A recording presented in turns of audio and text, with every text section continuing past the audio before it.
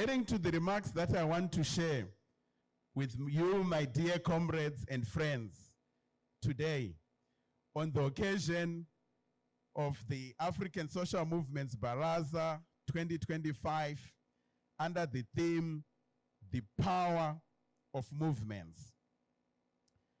The first thing that I want to put before us is that we need to correctly weight ourselves in the arc of history. Those who have heard me talk about this before, I've sometimes talked about it as being able to look at the clock of history and tell what time it is, so that we can understand and we can appreciate what our historical task is. As individual activists, as collectives, as communities, as movements, as an African people. And it is no secret anymore that we are meeting at a most fundamental, most consequential historical turning point that has not been witnessed for a generation. The world order, as we have known it for the last 8 years, since the end of the Second World War, is unraveling. And it's no longer us activists who are sometimes hyperbole who are saying this. Less than a week ago, no other than the British Prime Minister, 𝗕cie𝗃𝗲𝗁 wrote an article in the Telegraph, you can look at it, where he is saying the world that we have known is over. Globalization has ended. We are in a new era. These are words that are being said by the British Prime Minister. And when we look around ourselves, there are certain trends that we cannot ignore, speak to the end of this historical cycle. And when we talk about the end of a historical cycle, we are talking about the termination of its capacity or its energy to be able to provide answers to the most critical questions for the onward continuation of society. So when we say exhausted, the same way that in a biological sense you can be exhausted, you can't lift your hand, you can't carry a certain load, the current world order, meaning its thinking, its institutions, its values, its ideas are exhausted. They can no longer carry the weight of sustaining society, stabilizing society, providing critical answers in every domain you can look at, whether it's on the political front, economic front, climate, social, in all domains. So that's what we mean when we say we are at a point of a termination of a historical order. This is the order that others have called the American-led world order. Because at the end of the Second World War, America was the unquestionable power in the world. It had 80% of its currency, the world's money, because they had 80% of the gold. Gold was a currency. It had more than 50% of the world's economy. It had the most powerful and intact army after everyone else had fought in the World War and had become exhausted. So they shaped the world order that we have experienced over the last 8 years. They are the ones who said, let's meet in Bretton Woods and create International Monetary Fund, create the World Bank, and say they are headquartered in the US, in Washington, D.C. They'll be led by these people. The voting will happen in this way. Let's create the United Nations. United Nations is the product of the post-Second World War world that we are talking about, which will have a permanent, or which will have a Security Council that has 5 permanent members. And Africa is not one of those permanent members of the United Nations Security Council. So this is the world order that we are saying has become exhausted. You are seeing it expressed in the collapse of multilateralism, for example. If you look at the paralysis that you have in the United Nations today, it's unable, even at a level of peace and security, to be relevant in Sudan, to be relevant in the Congo, to be relevant even in Palestine, to be relevant in all the conflicts that we are confronted with today. You are seeing the paralysis of the International Criminal Court. You are seeing the paralysis of the International Court of Justice. You are seeing the paralysis of the Human Rights Council. You are even seeing paralysis, World Health Organization, all of these institutions, because they are a product of an era that has run its course.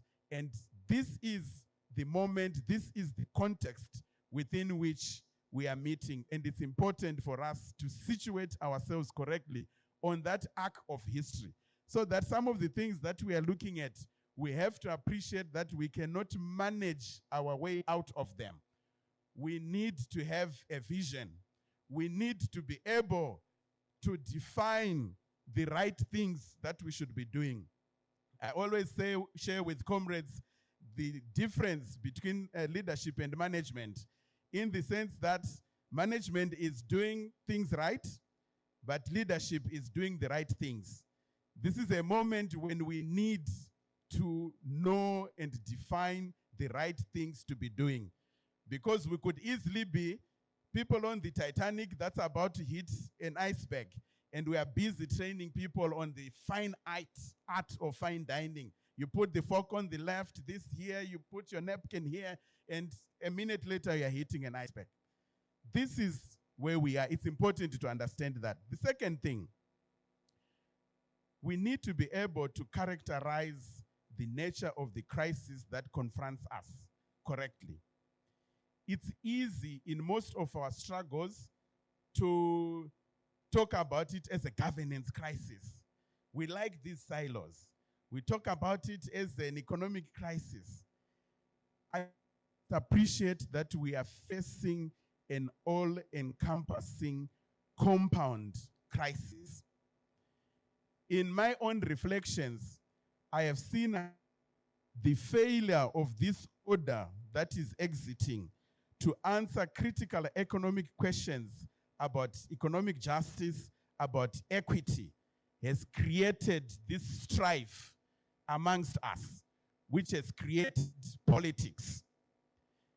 So you have an economic crisis becoming a political crisis. And I've also seen how our failure to solve the political crisis or the political contestations in our countries has festered and created a social crisis where the very fabric of society unravels. Solidarity breaks down, trust in leaders breaks down, trust in institutions breaks down. Individualism takes center stage. We even create individual solutions to social problems. So you can see the journey from an economic crisis, political crisis, social crisis.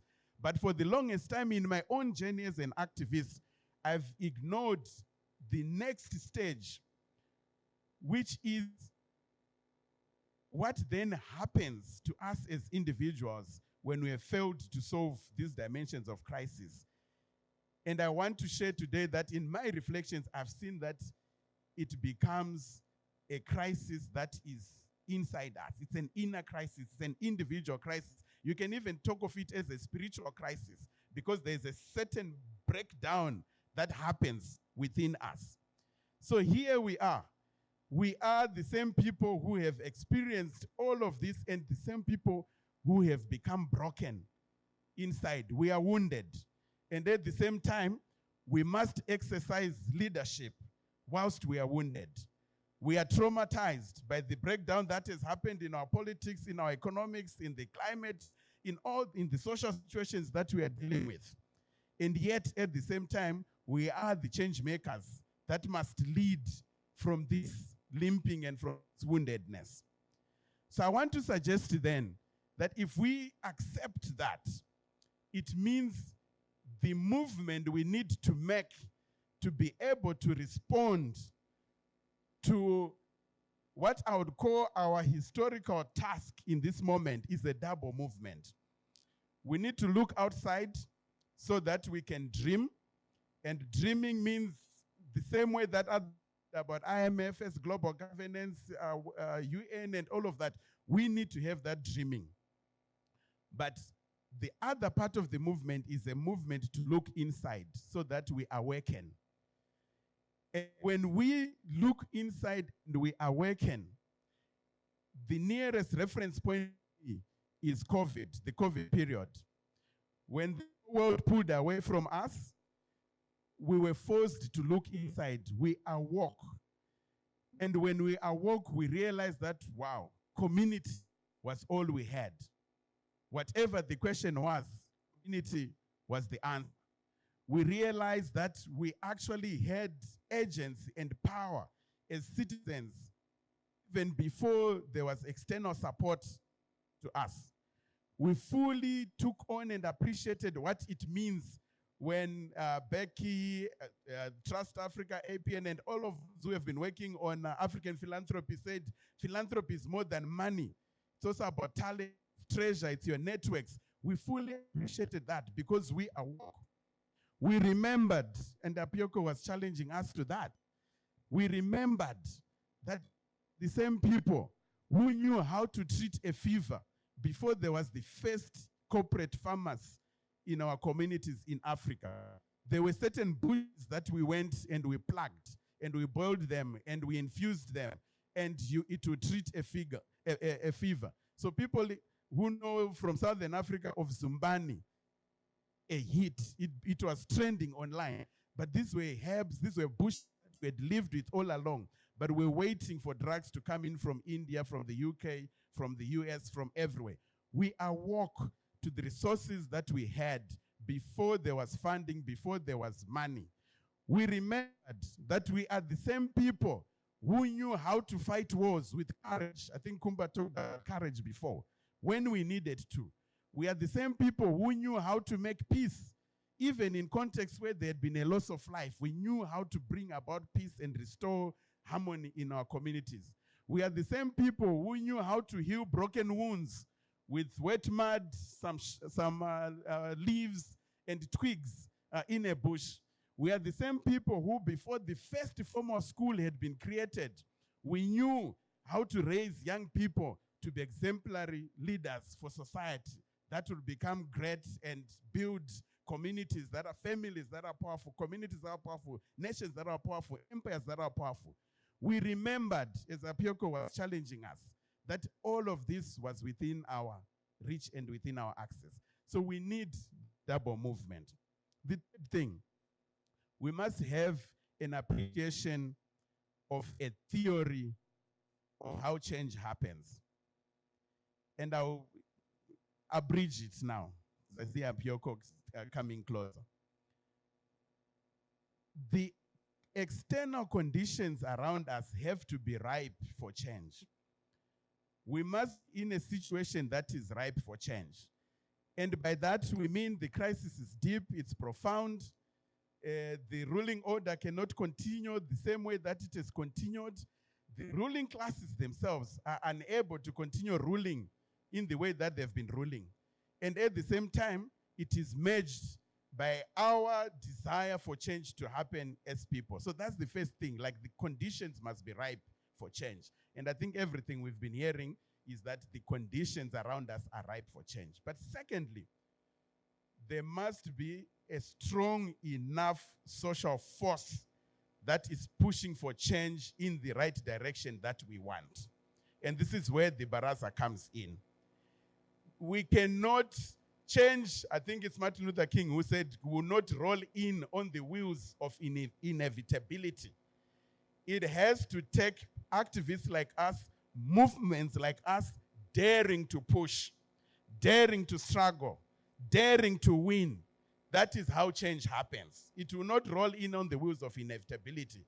Otherwise, it can actually be change that takes us to a place that 𝗕BRIMA was referring to, where we are now questioning solidarity. We are now questioning equity. We are now questioning inclusion. We are now canceling everything we have known about communities that are historically marginalized and all of that. So it can be changed in the wrong direction.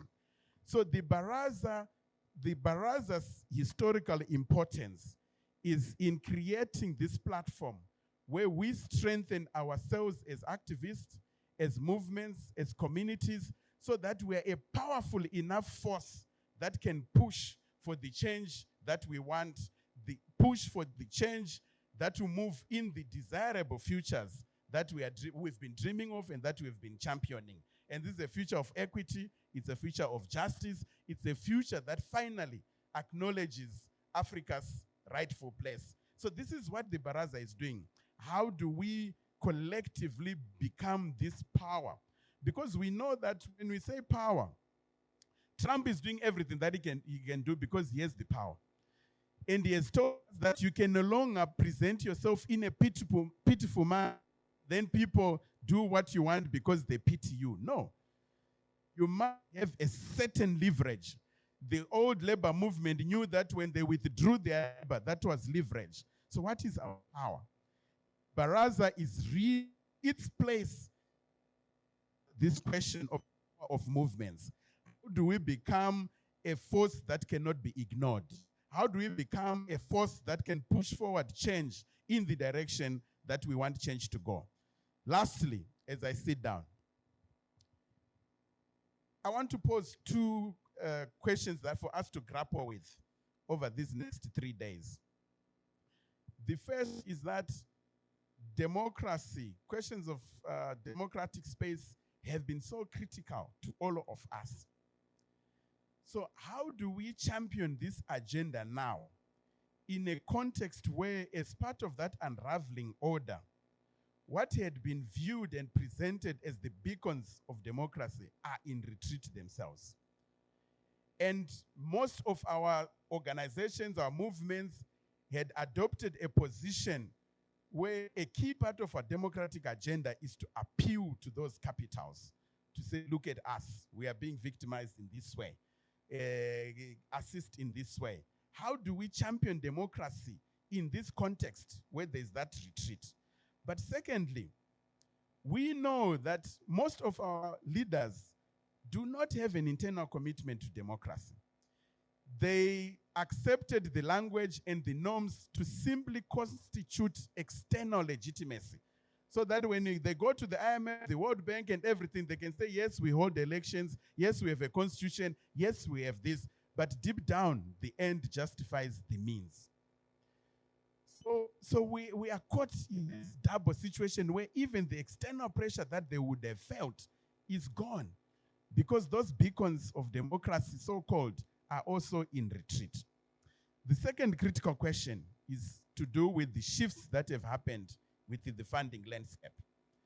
USAID has cancelled 83% of their contracts. The EU is shifting more to defense. They want to raise about $1 trillion for their own defense. Various countries are retreating. So the way we've understood our work and the relationship between our work and development aid and funding from outside has changed. It has to shift. So how do we do the things that we need to do in this context where funding is in retreat? But also where funding will come and tell you that, no, you cannot cross this line because our registration says this, this, and this, this, and that. So again, how do we go back to the resources we have before funding even arrives at the scene? This is an extremely critical conversation because I don't think the shifts we are seeing are temporary, but they're actually very, very fundamental shifts. In closing, my dear comrades, I just want to come back to remind us of the historical significance of the moment that we are meeting for this Baraza, and see that the answers that we are seeking must reflect the boldness that is called for this moment. Our conversation must reflect historical ambition, must reflect a recognition of the importance of the task that sits on our shoulders, because we are actually not solving a situation just for us, but maybe for the next 100 years. And the answers we are seeking are not just for our organizations, our movements, our communities, our countries, but for the whole continent, and in another sense, for the whole globe. So I hope we will have very, very productive, very, very meaningful conversations informed of this historical task that sits on our shoulders. Ahoy! Ahoy! Viva Africa, viva! Viva Africa, viva! Maibuye! Maibuye. Thank you.